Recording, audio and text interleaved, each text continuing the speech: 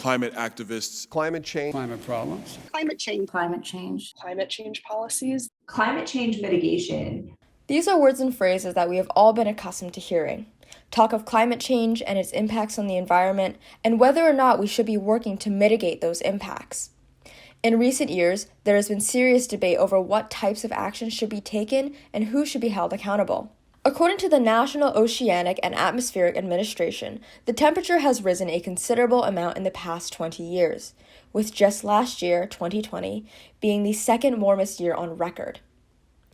As opinions have been varied and the debate quite heated, activists and politicians have been campaigning for what they believe will best benefit the country, taking into account environmental, economic, and social impacts.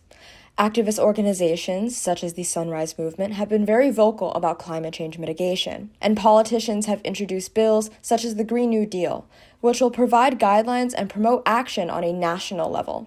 This opens up the debate that surrounds the fossil fuel industry and how they should or should not respond to the issue at hand. I think it's very important that we ask ourselves, how do we lower worldwide greenhouse/carbon emissions? And if that's the question, then clearly there's a role for fossil fuels. According to The Guardian, just 100 companies are responsible for 71% of global greenhouse gas emissions, which is why many see it as imperative to hold these companies accountable for their actions. Bill McKibben, who's a climate change thinker and writer on this, really characterized the behavior of the fossil fuel industry and the kinds of things that they've managed to do as the most consequential cover-up in U.S. history. I mean, the most consequential cover-up in U.S. history. I would extend that to say it's the most consequential cover-up in global history. So now that begs the question, what is greenwashing?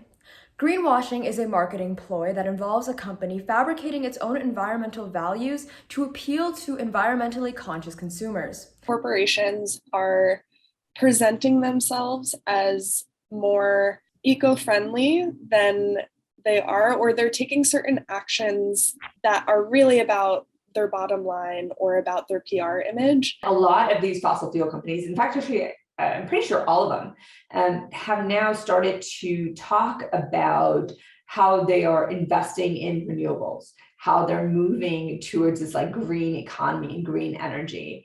And what they're attempting to do that seems to be successful in some way is greenwashing and completely, trying to pretend that they had nothing to do with the problem. Large fossil fuel companies such as Shell have been consistently greenwashing. Shell has made these promises before. Shell pledged to spend $6 billion between 2017 and 2020 on renewable energy. How much of that did Shell actually spend?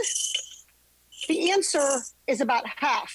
So what can be done to hold these companies accountable? One of the things that would be really important to prioritize is the historical harm that has been done. So, for example, companies like Shell and Exxon, who have been not only causing a huge piece of the climate crisis, but also who have been actively campaigning to defer responsibility. In addition to historical responsibility, government should also be taking action.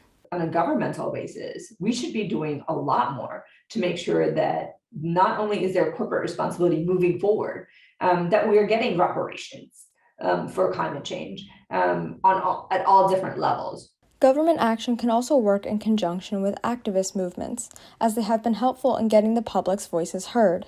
Recent studies show that a large percentage of American adults are in favor of expanding renewable energy sources, such as solar and wind. On the other hand, people have voiced concerns about the economy. If there were to be limitations on fossil fuel production, what would happen to the economic state of the country?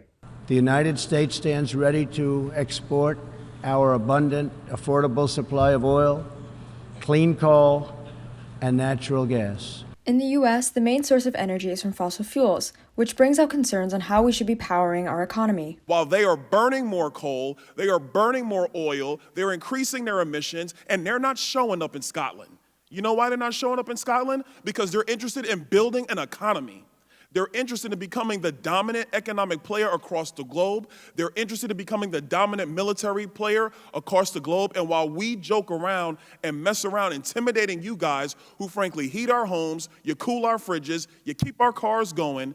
There have also been issues with gas, as people may not be able to afford the skyrocketing prices. Consider this. Gas prices are up 61% over last year.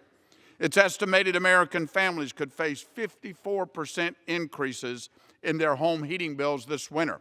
So is the economic consequence of climate change mitigation really worth it? If we have folks who can't not just, make a living, can't survive because of the kinds of conditions, because of climate change, that has a larger impact on the economy than the kinds of things that we're talking about right now. Overall, the climate debate really highlighted the past actions of the federal and local government and what they have done to help mitigate the effects of climate change. It has also shown us the potential of what politicians, activists, and everyday citizens can do to have their opinions heard and accounted for.